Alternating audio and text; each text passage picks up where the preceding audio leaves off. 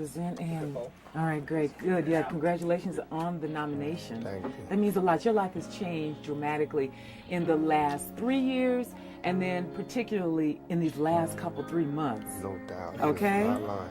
It has been a big difference. What's it mean to you, especially these last 2-3 months of your life? It is a good reward for the patience of being in the maximum security penitentiary. You know, all the times when I could have acted up, or all the times when I could have went one way and I was like, I know this ain't forever. I'm gonna just ride this out, and I know it's gonna be my time again. And now it is my time again, and I appreciate everybody that wrote me letters, telling me to be patient and wait. Everybody that, you know, helped me to see that, you know, as long as you got your faith, you know, you can ride anything. There's nothing too scary where I'm gonna just give up. You know what I mean? I've seen hell and everything after it. So It's been some very interesting articles out recently. This man here is responsible, Papa G, getting a lot of press out about you all. Let me ask a comment about one of the things that I read. Certainly you're here at the family now. You all call this a family. What's it mean for you to be here with Death Row? it means that I have to give my 110%, so that all the rappers under me can give their 110%, so that everybody else, all the peer rappers like the Dog Pound and Snoop, to give their 110%. Should give his 110%. Papa G give his 110%. And that's what makes Death Row, Death Row. That's what makes us have record-breaking album sales and things like that. Is we give 110%. So for me, it's good. It just means that, you know, I'm somewhere where if you're persistent and efficient, you get rewarded. And that's what everybody wishes for. Your focus seems clear. I think, like you said, being in maximum security, certainly there's a lot of things for one's head and one's focus and desires and dreams. You come out, you hear a lot of controversy going on right now about rap.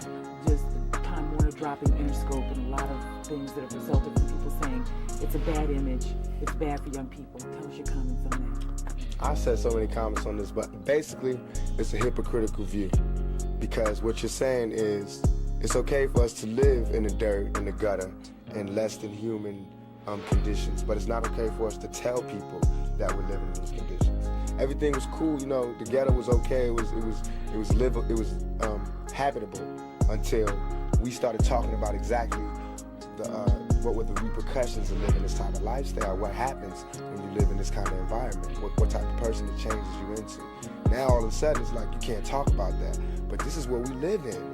We don't have a choice. You know what I mean? It's either we really kill people, do dope, sell dope, and have murders and do all this crazy stuff, or we talk about the fact that we got so close, man. If it wasn't for this rap thing, we would really have to do A, B, and C. You know what I mean? And that's not good. That's not nothing to look up to, but that's the truth. That's how it is, you know? Every human being inside your chest or your stomach or whatever, we're all given from God the survival instinct. And everybody has to live. Self-determination. You have to live.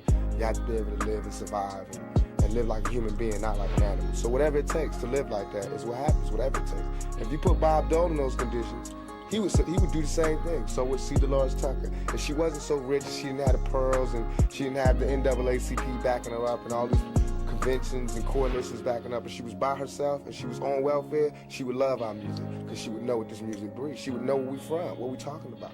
But from where she at, she can't understand and not understand where they coming from, because now that I got money, it's hard for me to hear a lot of the stuff that we gotta listen to. But I can't be a hypocrite though. I gotta understand it's only a few dollars that's keeping me from being that right there. Image is everything. Papa G is taking good care of you guys, you know? Tell me what it means to have George Price behind you all, out there in terms of publicity, really getting the word out.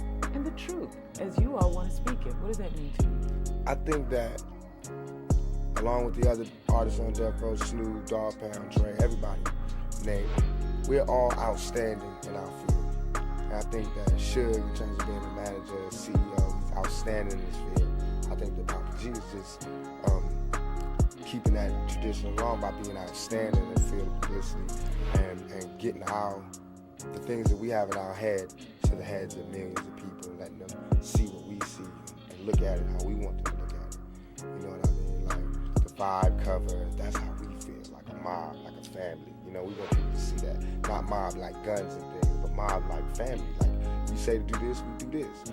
And like with the New York Times cover, that's like the ghetto coming home picture. You know what I mean? With the cash and all of that. Every time somebody come out of jail, they got to take those kind of pictures. They got to get their humanity back from all the days they had to bend over and have some man looking in they, you know what I mean? For all the times they had to strip naked, for all the times they had to cut their visit short and couldn't hold their girl and couldn't kiss their girl. Now you get to floss like that. You know what I mean? Now you get to act like that. And it's not because I'm going nanny to other people. It's because I'm doing this for the guards, you know, for the people who thought I was guilty, for everything.